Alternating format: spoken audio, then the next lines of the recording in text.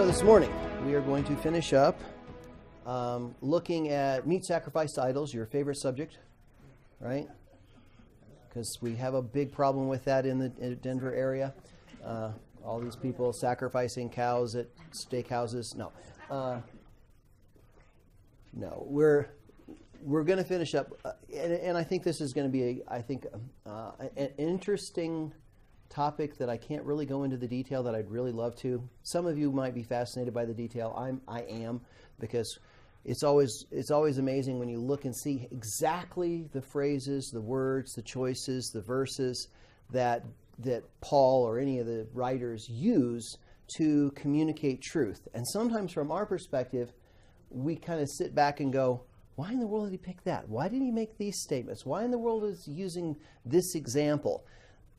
But I think a lot of times that just comes down to that he is so understanding of the Scriptures, and then in this particular case he's talking from the Old Testament. He sees what God is doing, and he can pull out information and examples for us, and we're going to see that this morning, that target specifically what he's dealing with. He could have done it 1,000 other ways. He could have given a big long treatise, but if you really think about it, a lot of times these guys are writing on very expensive paper. You know, we can go down and grab, a box of 40,000 pages or something and copy it and do stuff. We don't even think twice about it. Now, if you had to get the goat and get the skin and clean it up and do the stuff and make your ink and whatever, you would be very careful about what you wrote and how much you wrote, and exactly that you pick the right words to use. And so I think sometimes God helped all of us as these letters were written by having guys who are right to the point about what's going on. Unfortunately, that sometimes is difficult for us to grasp because we're so far removed from the time and the culture. Now, what we're going to be doing is we're going to finish up dealing again with meat sacrificed to idols, and this is basically covering chapter 10 plus chapter 11, verse 1. And we've seen that food to idols is a big deal. But it's not something that we immediately resonate to because it's so atypical of our culture. Now, there are other cultures, even today, that this would be really, really relevant to. And they'd get it a lot better than we do because they're used to it. But the principles that he's bringing forth, the scripture he's bringing forth, the arguments that he's bringing forth are applicable. And so this morning, if you remember last time, we looked at 3 major examples that Paul used, and it seemed to be going off. You're like, what in the world does this have to do with anything? Does anybody remember a real simple summary of what we talked about? Well, not all the pieces, but what's a summary of the major idea that Paul was trying to get across with the examples he used in chapter 9? Does anybody can summarize that real quickly?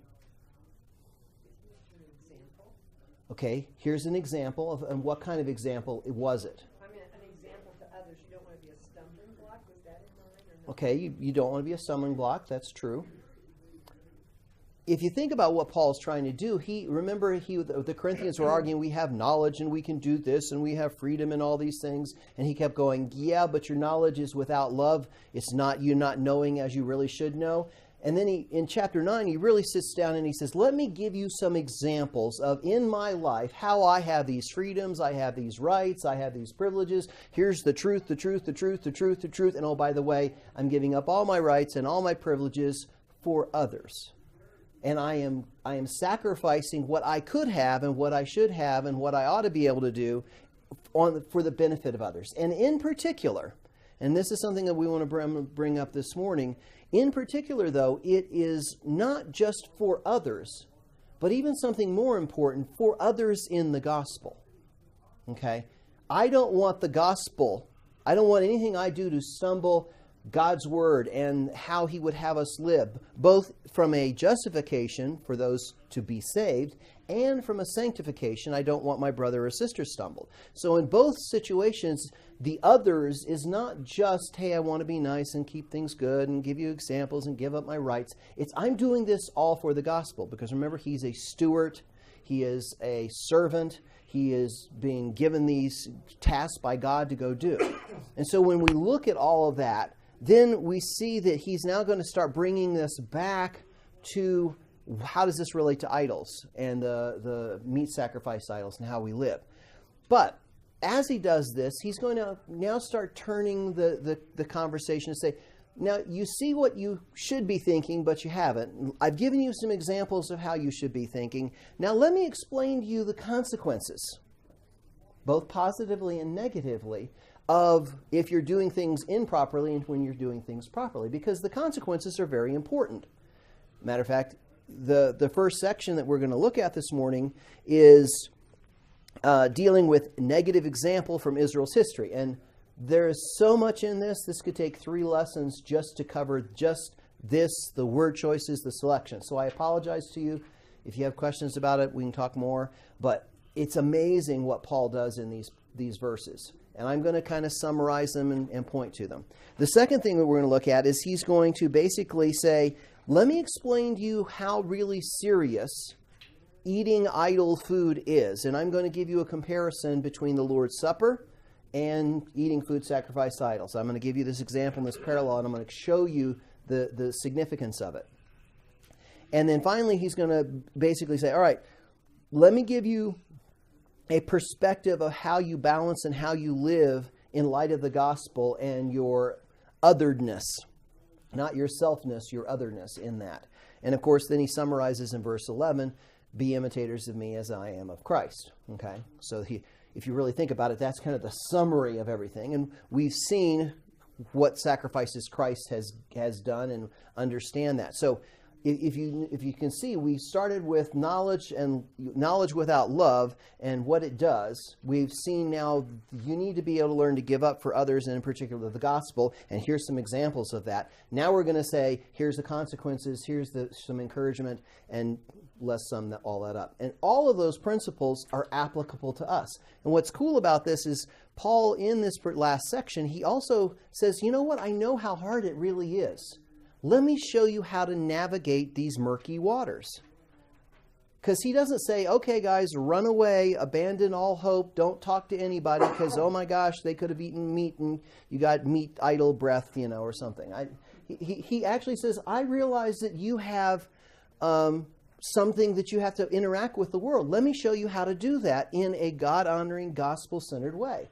So I think there's some really good encouragement in that. So if you don't remember anything else, and I don't cover anything else, I think that kind of summarizes the major ideas we're going to talk about this morning. So let's begin with the negative example. And this is chapter 10, verses 1 through 13.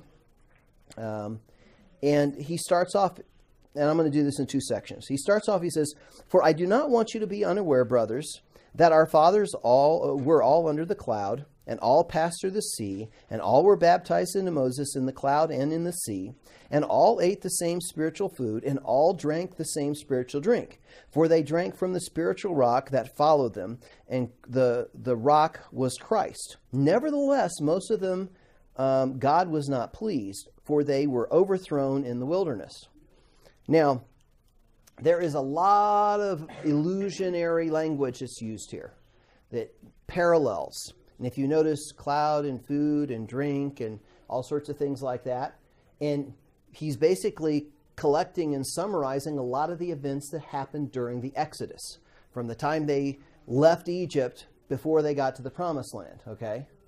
And there's so many spiritual parallels that you can put in. I mean, if you think about it, Jewish literature, it does a lot of what's called recapitulation. In other words, I'm going to recount of a same idea of things that have happened in the past and the present. Paul is not using this example to just say, hey, let me give you an exegetical analysis of what happened in the wilderness. He says, I'm going to give you this as an example so you understand how God thinks about idolatry. And if you notice here, he starts off with the fact that, look, all the people, they went through the cloud. They went through the sea. They were baptized into Moses in the cloud and in the sea. And you're like, baptized into Moses? How does that work? Basically, if you think about this, and I'm, again, summarizing really, really tight here. They left a land of darkness and paganism, right? And then they crossed through the sea, right? And it parted. And basically, if you think about it, that's a baptism. In other words, you're crossing through and going through the waters type of an idea. And you're, of course, the boundary of the of Israel and Abraham's promise was the river of Egypt. So you can see they're crossing, they're leaving, they're going out. They have the cloud, and the cloud most likely is not so much there's this big mystical cloud. Is in those days, people were led by two different kinds of banners. One of them was a smoke banner during the day, which was basically what an army would be led out, and the other one was a fire banner at night. And so what that's symbolizing is God's protection. The army's going out, and it came before and after, right? And most likely that's what's being spoken to. It's not just there's this mystical cloud out there. It's like, I am leading you out. And how am I leading you out? A cloud by day and a fire by night type of an idea. Where it stops, they stopped, the whole thing. So again, it could be there's something, God's unique fire and smoke, but most likely that's what he's talking about. And that's exactly what they would have seen. God's protection, God's caring, God's covering. So, and then the baptism into Moses and the sea and the cloud, in other words, this is the protection, I'm leading you out as God's people, on and on and on. So you see all these wonderful blessings. And what did they have? They had spiritual food and spiritual drink, the manna from heaven, God's provision, the rock, the water, that Moses, struck the rock instead of speaking to it. That cost him going into the promised land. And what was that rock? That was rock he talks about was spiritually Christ. And if you go back and look in the Old Testament, you'll see rock and rock and rock and rock and rock and rock, all talking about God. So if you really see all this stuff and just, I'm just blazing through this. If you go back and you look at it, you realize he's saying, look at the great blessings, the protection, the gifting, the ministry, all the different things that these guys all had. Okay? Now, how does this parallel to the Corinthians? Well, let's see. The Lord's Supper, blood and water and baptism and the Spirit and His protection and guidance and the new covenant and you're led out of kingdom of darkness and the kingdom of light. All the different parallels. You see how all these wonderful things all just match up very beautifully. And he then says, nevertheless, even with all those things, nevertheless, God was not pleased with them. And they basically were overthrown in the wilderness. So he's saying, just because you have God's blessings, just because you have all these things, does not mean God is pleased with you. And there are consequences when God is not pleased with you. And let me explain to you a little bit about what that's like. And so he goes on and he says, now these things took place as examples for us, that we might not desire evil as they did. Do not be idolaters as some of them were, as it is written, the people sat down to eat and to drink and rose up to play. We must not indulge in sexual immorality as some of them did, and 23,000 fell in a single day. We must not put Christ to the test as some of them did, and were destroyed by the serpents, nor grumble as some of them did, and were destroyed by the destroyer. Now these things happened to them as an example, but were written down for our instruction, on whom the end of the age has come. Therefore let anyone who thinks he stands take heed lest he fall. No temptation has overtaken you, but such is common to man. God is faithful, and he will not let you be tempted beyond your ability, but with the temptation he will provide a way of escape that you may be able to endure it. Okay, that last verse seems to pop out of nowhere, but there's a reason for it. You're like, what? Where'd that come from? But if we walk through this, what do we see? He says, all right, this stuff took place as an example for us that we might not desire evil. Now, in this, for any of you who study more theology stuff, the Greek words tupos and tupikos are used here, and that is typically the words that we translate as type. Okay, typology, if you're studying it, this is a type of that and type of thing. Now, very often, whenever you see those words, most commentators immediately say, these events were a type of something.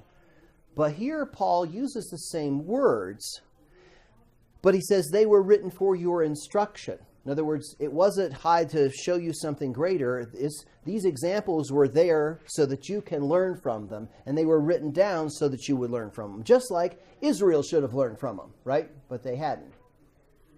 And so I don't see this as typological in the strictest theologic definition, but analogy or example or whatever else you want to call it. And that's what he's trying to say. What you need to understand about all this is God is showing us as an example of what? Not to crave, if it actually could be translated, evil. Because what did they do? They said, oh, thank you for the great blessings, God. Now we're going to do what we want. We need an idol. Hey, Aaron, why don't you make us one? Because, Moses is off there for a while. He's probably dead anyway. I mean, I don't know about you, but after all the stuff that they'd seen, I'd give them a little bit more credit than that. But, people forget. Now, I think 3 weeks is about the limit for most people to remember anything significant. And they're at past 40 days. They're already, we're gone. What's going on here? And so what you see here is he keeps going, he keeps saying, don't desire evil things. Even though they had these blessings, they had all this wonderful stuff. He says, do not be idolaters as some of them were. So in other words, he's starting to draw back and say, okay, this is how they thought. And now I want you to understand the significance of don't be idolaters. And the language here, he says, as it is written, the people sat down to eat and drink and rose up to play. All right. And you're like, why in the world did he pick that particular verse? Why didn't he talk about don't bow down to idols, don't do the golden calf? Well, if you really think about the Corinthians situation, what were the Corinthians dabbling with? Do you think that Paul was going, okay, guys, get out of the temple, you're bowed down and worshiping and all that stuff? Do you think that that was the problem that they were dealing with in Corinth? No, they weren't dealing with. That's not what Paul was dealing with. What Paul was dealing with is you're dabbling around it, you're eating and drinking, and what follows is just like what followed these guys when they started messing around with idols. Eating and drinking, and they rose up to play. All right, that has some very interesting innuendo in the language. And if you were wondering if the innuendo was the proper innuendo, you can see exactly what he means by that in the next verse, in verse 8. We must not indulge in sexual immorality as some of them did. In other words, idolatry doesn't just stop at idolatry. It doesn't just stop at eating a meal. It doesn't just stop drinking and practicing. It leads further and further and further into practices that you shouldn't be practicing. So he even uses we, because he says, I'm not any more immune than you are. All right? We need to stay away from this stuff. So if you notice here, he's now returning, building his case back up to saying, stay away from this stuff. Because the consequences are dangerous. You're talking about meat sacrificed to idols. I'm talking about you start playing with this, where do you end up? It's the old, take the square, round off the edges, and eventually starts rolling because you got a ball. Well, he's basically saying that's what you're going to do if you start messing with this stuff. So be really careful. And so he continues on. We must not put Christ to the test. In other words, think about this. And parents, you know this, and grandparents, you are watching this as your little ones start growing up. What do people say? Don't touch that. Okay, I'm not touching that, right? If you want to make sure somebody sticks their finger on wet paint, put up a sign that says wet paint. And is it really wet? Is it still wet? I'm just checking it out, right? He basically says, look, don't be looking at things as how close can I get to this and not stick my finger in wet paint or touch the hot stove or whatever. He says, don't think like that. You're not supposed to think like, how close can I get? He says, because you're testing Christ. Okay, God, will you protect me if I'm 3 feet away? How about 1 foot away? How about 6 inches away? If I stand on the edge of the Grand Canyon and look out like that on the edge with no railing, I'm just going to trust you that there's not going to be a wind that's going to do like that, or my kid's going to grab me like that, and how close do you want to get to test God? Is testing God a good thing? No. It's a really bad thing. He says, don't test like Christ like some of them did, who they were testing God, and 23,000 fell in a day. I'm not going to go into all that 23,000, 24,000. If you have questions, I can ask you. I can answer that later. But basically saying things are really bad. They died. They died. They were killed. And he said, so in other words, there's some significant consequence here. to testing God. And he goes on, and he says, not only don't test Christ, and they were destroyed with the serpent, nor grumble. Have you ever thought about that? This is when I'm just like, grumbling. You know, when things don't go your way, the first thing you want to do is grumble about it, right? No. And say they're grumbling against God. And he says, okay, they're grumbling, and some of them were destroyed by the destroyer. I'm like, wow, okay.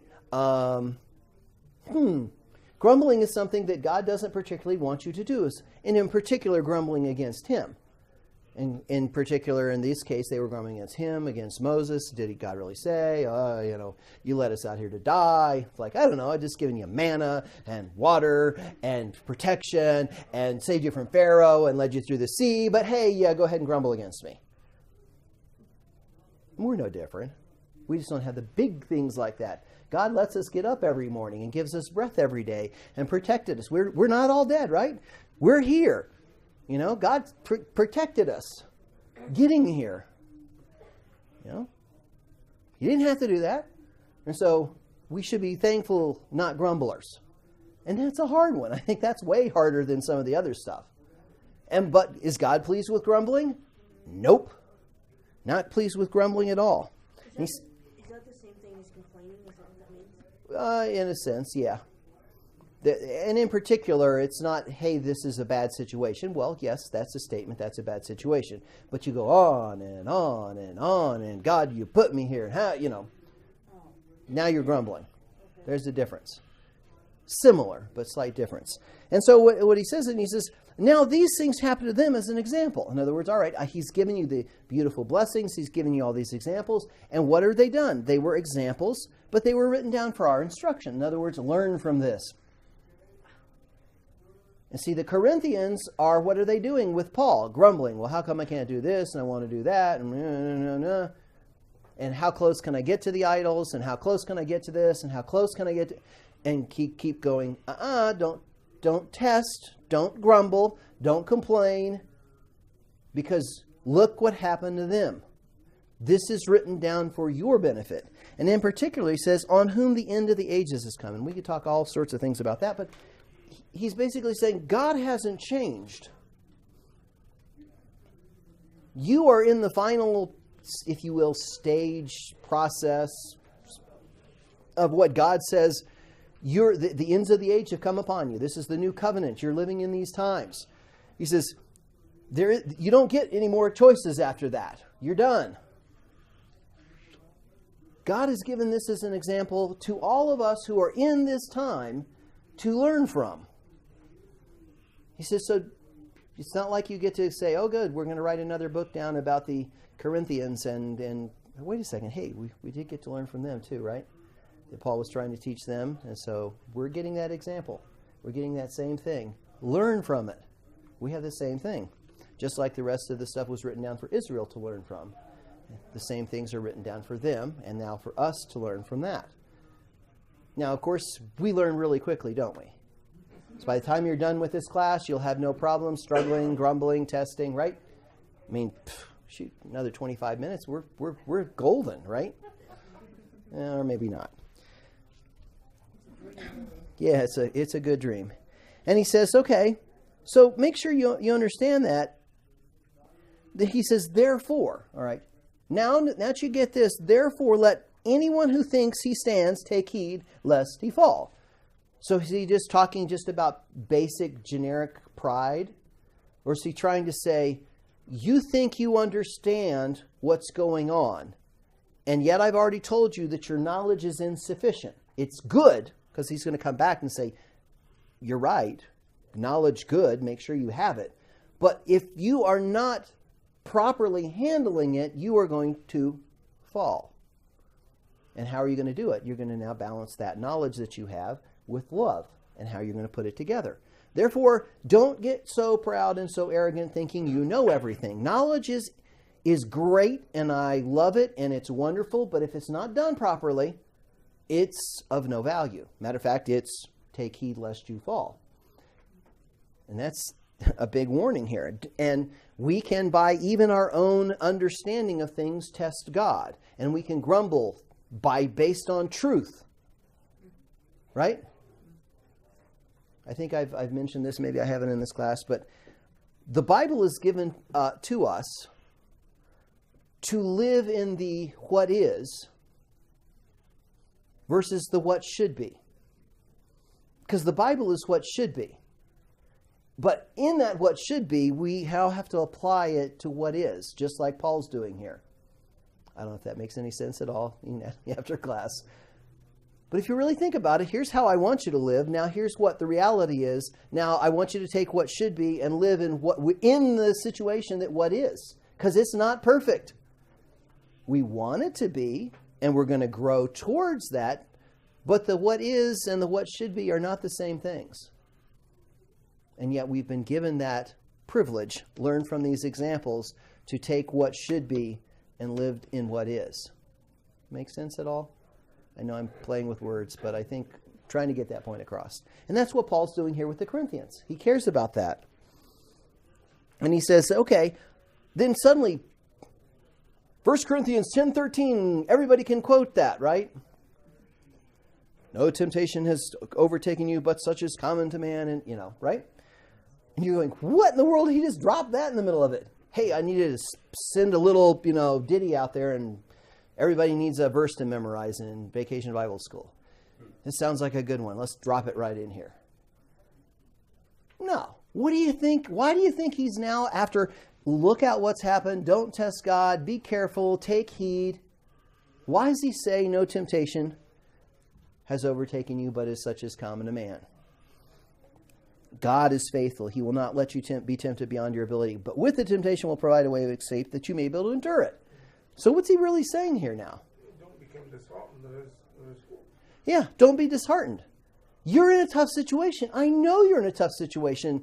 Matter of fact, all Christians in this particular situation are in a tough situation because eating and drinking and idol feasts and social interactions and all this other stuff are so bound together in the society. It's a tricky path to wander through. So let me give you some encouragement. So what would their specific temptation be at this point in Corinth that he would be able to give this encouragement to them? What would be their temptation?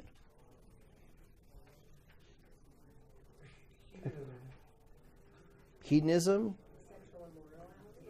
Immorality, or just walking closer and closer because, I can go to that thing and I can eat this stuff because I know it doesn't really mean anything because it's just idol meat and we all know that's true, and we're inching closer and closer to is the paint wet, right?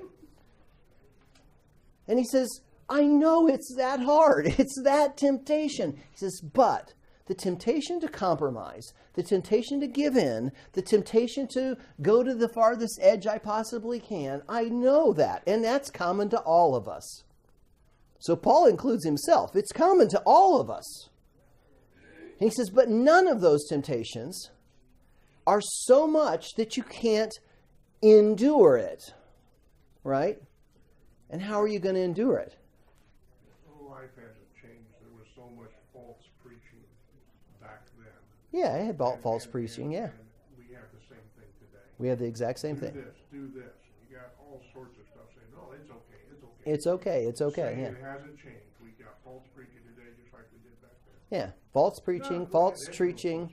Yeah, and temptation. And our temptation is to compromise on something. Because that's their temptation. If you really think about it, that really is their temptation. To not do what God would have them do. And remember we talked about at the very beginning of this class that wisdom is looking at things and thinking about things and acting on things as God would have us do. And so what's your temptation? To choose your own path. To choose your own way. To choose your own knowledge. He says, it is common to all of us. So again, you notice here, now he's really bringing a complete understanding. Guys, I get it. But look at what kind of faithful God we have. Because we had a jealous God before who was not going to put up with it. So there's some really bad consequences. But look at what kind of faithful God he is. Because he says God is faithful. And what's he going to do? And he will not let you be tempted beyond your ability. Whatever temptation he puts out there, whatever is sitting there, he says, I won't let you go. I won't let anything come in your way, any situation come to you that you can't endure. And when you do that, I'm going to give you, if you're thinking my way, a way to escape it. Now, it doesn't mean there aren't going to be consequences, because there are consequences when you stand for God. People may not like you, etc. But what kind of temptation would you want to be able to endure? The temptation that is just man-centered, or a temptation that God's going to provide you a way to escape from? I'd rather be able to escape it. He says, so you can endure it. If you notice here, he says, that does not mean I am taking it away. Because in this particular situation, the Corinthians don't get to leave Corinth and go someplace else, do they? Every single solitary day, they're faced with the same temptation. And he says, I will give you the ability, and I will provide you a way, and I will never put it in front of you that you can't deal with it, and you can endure this. And how are you going to end up enduring it?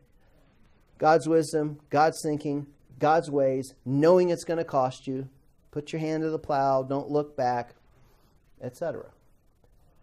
And so this little memory verse is really key to Paul's compassion and caring and understanding of the situation that he's in. And of course, that same situation, whether it's applied from this one, is still now applicable. That's why so many people memorize the verse. But look at the power of what he's really saying in this context. Take that same power and now apply it to the context of whatever situation you're facing in your life. Does that make sense? So I think it brings a lot more light to the passage, understanding how he's using it, than just a random memory verse that's sitting out there. It's still true, but there's a lot more to it than that. Does this make sense? Okay. So we see the consequences of idolatry. We see the temptation. Now, he's now going to move on. He says, all right, I've given you Israel's example. I've shown you what's going on here. Flee idolatry. Stay away from it. And if I wasn't clear as to whether you should flee idolatry, the next thing is, therefore, my beloved, in other words, he's very endearing, flee from idolatry. All right, if you didn't get my message before, I'm telling you flat out, stay away from it. And if you notice here, he doesn't say, walk as close as you can to it again. Wet paint. He's saying, run away. All right? There's a big difference between you can hang around it and run away from it. But you're going, well, wait a second, Paul, I live in it every day. It's all around me. How do I flee from it? Remember he talked about, I didn't tell you to, stay away from the immoral, etc., because otherwise you'd have to leave this world. Remember back earlier in 1 Corinthians? He told him that. He says, that's not what I'm talking about. So here, I want you to understand what I mean by fleeing idolatry. Let's watch.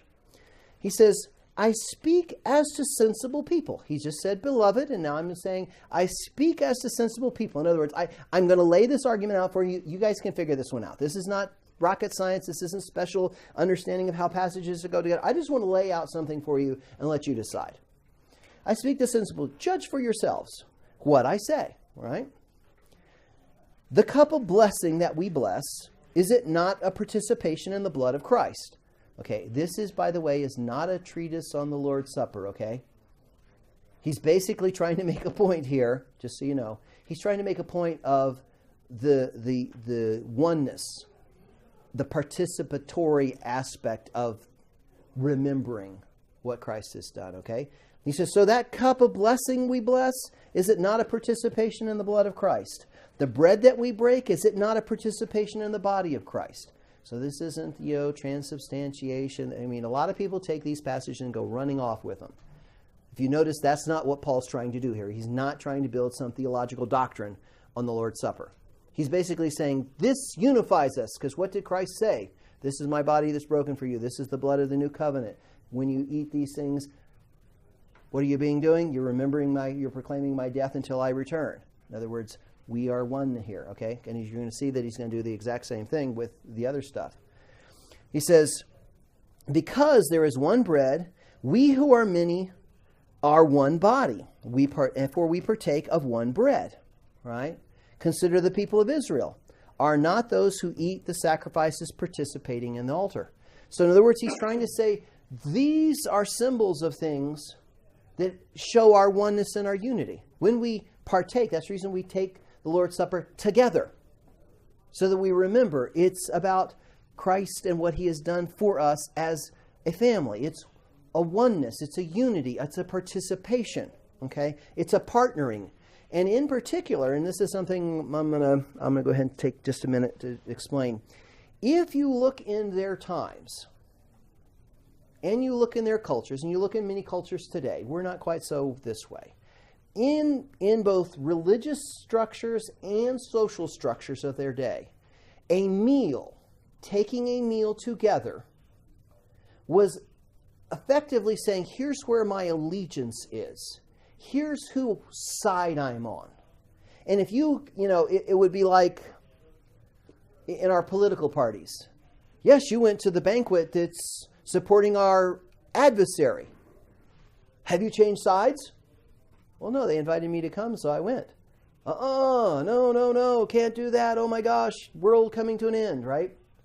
That would be kind of the equivalent, except way worse. Because here, when you go to a meal, or to a temple, or to something else, and idolatry is brought up, praise Zeus, guess what you're doing? You're saying, hey, I have allegiance here. I have participation here. I have caring here. And so Paul's using the same thing. What is the Lord's Supper really about?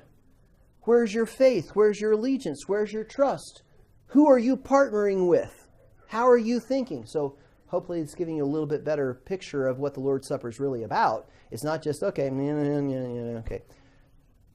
It's a really serious thing. It's an important thing. It's saying we're one in Him. We're one body. We're all participating. Just like the ones in the sacrifice with the altar. It was all for the people, right? It was for the sins of the people. They're all participating in it. And they're eating of it. They're participating in it. So this whole picture is all set up. And Paul says, that's how we are. Now, let me explain to you what the other side looks like. And then you judge. He says, what do I imply then? That food sacrificed to idols is anything? Or that idols are anything? No. I've already told you that. You already have that knowledge. And I've agreed with you that you're correct. This is meaningless. You're like, wait a second. If it's meaningless, why is he making such a big deal about it? Well, the things are meaningless. The perception and the reality of what's behind it have significant meaning. So he then says that the food sacrifice idols is anything, or the idol is anything? No. I imply that pagan sacrifices they offer to demons and not to God. I do not want you to be participants with demons. So if you notice here that picture of what this meal represents, sacrifice to demons, and they're real. The gods aren't real, the idols aren't real, but the demons are. And their opposition is strictly against God. And he says, so what they're sacrificing, and therefore what you're eating and participating in, is the table of demons. Okay, let's make a comparison. Let's see. About God being jealous and all, let's watch. You cannot drink the cup of the Lord and the cup of demons. Because what does that say to anybody around you? Demons are fine. These gods are fine. This is okay. And oh, by the way, I'm going to add Christ to it. He says, you can't do that. Because what allegiance do you have? To both? You have allegiance to Christ, period. See, that's the problem with Christianity. It's not that there are, other religions will add Christ in a heartbeat. The problem is when it's only Christ. There's where you got the problem. And if you eat and drink this way, you're eating the cup of demons and the cup of Christ, and you can't do that. Now, I think you're going to see how this is now going to set up, how he's now going to apply the next section. He says, shall we provoke the Lord to jealousy? Okay, the Israel example that he just gave, anybody want to provoke the Lord to jealousy? Not so much. Are we stronger than he? And he even adds himself in there. He says, all you smart guys out there that think you know such, and you have, so do you want to provoke God to jealousy? Probably not. Are you stronger than him? No. And what did Jesus talk about fearing? Who are we supposed to fear? The one who can destroy the body, or the one who can destroy the body and soul. And so that same idea is coming back here. Do you really want to mess with the one whom your salvation is dependent on? You think the demons are that strong? You think other things are that strong? You think any of this stuff is that? I'm not going there. I hope you don't. So that's the reason I'm talking to sensible people here. Not a difficult decision to make, is it? So now why do you think he says flee from demons? Or flee from these meals? Because you can't do both. You can't say I'm one with Christ and one with demons. Can't do it. So he says, even if the sexual immorality stuff, even if you can walk close to the edge and not fall off, what are you still proclaiming? I'm okay with these false gods and demons and everything else. Now what do you think this is going to lead into when he now applies these principles to the practical world that they live in? Well, he's now going to apply this love and knowledge both to these guys and to how they live. And I hope we can see how this can work with us. He says, now, all things are lawful, but not all things are helpful. All things are lawful, but not all things build up. And if you remember, he's already used that argument because the all things are lawful arguments is one of those things that the Corinthians are kind of throwing at him. That's the reason you see it in quotes here. He says, but, yeah, you might be able to do this, but is it profitable? Is it edifying? Are you thinking correctly? No. He says, let me summarize what that means, what I'm trying to tell you here. Let no one seek his own good, but the good of his neighbor. And the way that's actually written is the good is put in there, but it says let no one seek his own. And it could be your own benefit, your own profit, your own whatever you think is for you. Don't seek that. What should you seek? The own of the others, whatever that own is. And good is just being thrown in there as kind of the bigger idea. When he says all things are lawful. Mm-hmm. All things are lawful. All things? No. Because the Scripture's already bound what all is.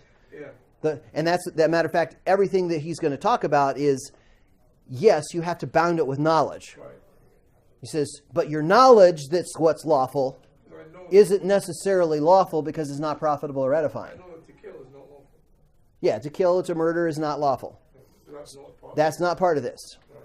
So again, all these things, it's always, his argument has begun with yeah, you've got truth, you've got knowledge, and therefore, yes, that's technically lawful, but is that really lawful? Because we're not worrying about the law, we're worrying about following Christ and honoring Him and others in His sacrifice. So in the context, this lawfulness is, yes, you have a valid, justifiable, defensible reason, except it is wrong still.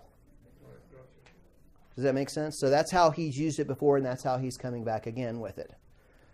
And so he says, don't seek your own, but seek the own or the good of your neighbor. Now, he goes, all right, you guys are living in this pagan world. You're living with idolatry. You're living in this stuff. You can't go away. You've got to live. You've got to function.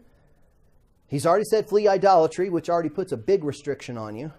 But he says, eat whatever is sold in the meat market without raising a question on the ground of conscience. Now, my simple translation is don't poke the bear. It's sleeping there, don't mess with it. You don't want to mess with that. Because what is suddenly going to happen if you go around asking? Your conscience is going to be, sacrifice idols. Okay, can't do that. But if I don't know, it's no harm, because knowledge says it is nothing, whatever I eat. It means nothing. So in other words, Paul's saying the food and the idol and all that stuff does mean nothing. You're right. And if you don't ask and nobody tells, eat it. And he's going to give you the reason why you can eat it. Don't go around asking. How many times, if you really thought about it, well, I'm against this or that or the other, and here's these sins and whatever, you would die right here and right now, because if you went around asking who made that bread, who, pumped gas, oh, there's an idolater there, there's a Satanist, there's a what? I mean, my goodness, if we went around poking the bear all the time about everything we did in our lives, you might as well shoot yourself now, because you couldn't do anything. If you go to the Middle East, all the meat is blessed by Yeah, probably all of it. So don't tell me that. You know what I mean? Yeah. See that anyway, don't you? Yeah, because nobody came and told me, because he's going to deal with the section that says, all right, eat whatever there is. In other words, and where he's going to explain why you can do this. So in other words, you have knowledge, you're right. It means nothing. And I'm going to show you why you should eat it without asking any question. But now I'm also going to show you that when the knowledge becomes true, why you should not eat it. All right? Isn't it interesting how he's going to deal with conscience and love and knowledge here? And this is exactly what he does. He says, okay, for the earth is the Lord's and the fullness thereof. So in other words, he says, it doesn't matter what this is, it's all God's. And later he's going to say, eat with thankfulness. He says, there's nothing about that. Remember, Jesus says, not what goes in the man that defiles the man, it's what comes out of the man, the heart. That's the one that's the defiling one. So he's making the same statements. He says, so don't worry about it. Everything's God's. Don't worry about it at all. And it's not even so much, when God works all things together for good, it's all together for his purposes. And bad things can happen for God's good purpose. Goodness is not measured by whether good or bad things, as we assess them, happen. Goodness is in God's plan and what he has purposed in it. Right? Is it good that Christ died? That he was murdered and he was unfairly treated and everything else, and that our sins are poured on him? Is that good? Is that fair? Is that just? Absolutely not. But in God's purpose, what comes out of it? Great goodness for many. Just as Paul's going to be dealing with the same thing with the gospel. So he goes on and he says, but if someone says to you, this has been offered as a sacrifice, don't eat it. Oh man, the salad bar again? Ladies, it might not be such a big deal for you, but for us guys, it's a challenge, you know. Oh, salad bar, please tell me this was sacrifice. I can get my husband off the bad diet he's on, you know. He says, don't eat it for the sake of the one who informed you and for conscience sake. For the sake of the one who informed me and for conscience sake. What are you talking about, Paul? You just took away my ribeye, you know? And I don't mean your conscience. Oh, okay. But for the person who told you. Now, the next part is parenthetical, going back and answering a question. But why is Paul, looking at what we've seen, why is Paul saying that it's don't eat it for that person's sake and for that person's conscience? Why now does this become an issue? Where before, if they said nothing, you ate it. And like he says, for why are we judged to determine our liberty determined by someone else's conscience? If you didn't know, you just ate the meat. If I partake with full thankfulness and I'm not disounced for when I giving thanks, said in other words, the reality is this means nothing unless the person tells me now it means something, and it isn't even for my own conscience. Whose conscience is it for? The other person's. Why? It could be a stumbling block for what? For God's glory. In particular, what has he just argued about the table of demons and the table of the Lord?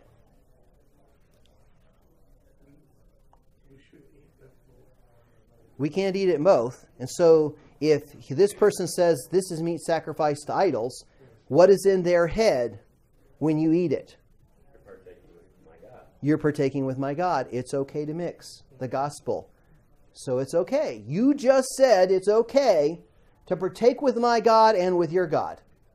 You just mixed the table of the Lord and the table of demons. You've just given a stumbling block to the gospel.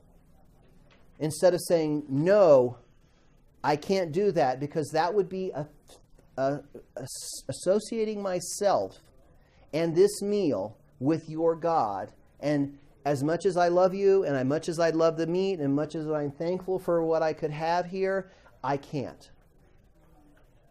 I can't do that. Because my God says I can't do that. Because that means I'm honoring your God. And I can't honor your God in this way. Now, what? Think about this. That's going to get some rebuffs, and that's going to cause some particular social challenges. But what does it also do if you do it graciously versus, I'm not going to eat that stuff, you know? It creates a conversation. Creates a conversation for the what? The gospel. So if, in other words, he says the reason you say no is for the gospel's sake. So for that person, so that they understand what the truth of God's word is and how these things relate. And I have a conversation now I can begin to start, and I can lovingly go, I would love to be able to eat your meat, and I am so thankful for you giving it here. But let me explain to you why I can't eat this. Because, see, you understand that this is honor to your God, right? Oh, yeah. Hail Zeus. You know? But understand, my God, I can't do that.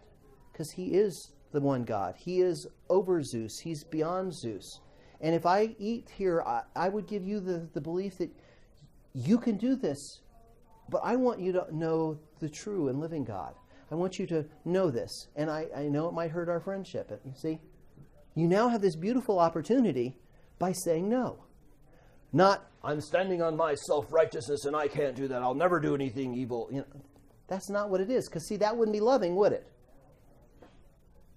You can lovingly bring the knowledge, the truth in love, by saying no. And if he doesn't say anything, next time they eat, and they say, well, can you eat this stuff? Sure. Sacrifice idols. Strat. You know? And then you hope they've learned something. Okay, do we need to have round 2 on this one, you know? I need to continue to share the gospel with you. Next time, don't tell me. I can enjoy it and we can have a good time together. Isn't it funny? It sounds hypocritical, but it isn't. It's loving and gracious and truthful to say, you didn't tell me, I'm not going to ask. And it's loving and gracious and truthful to say, you told me I can't eat it. See how the knowledge and the love go together?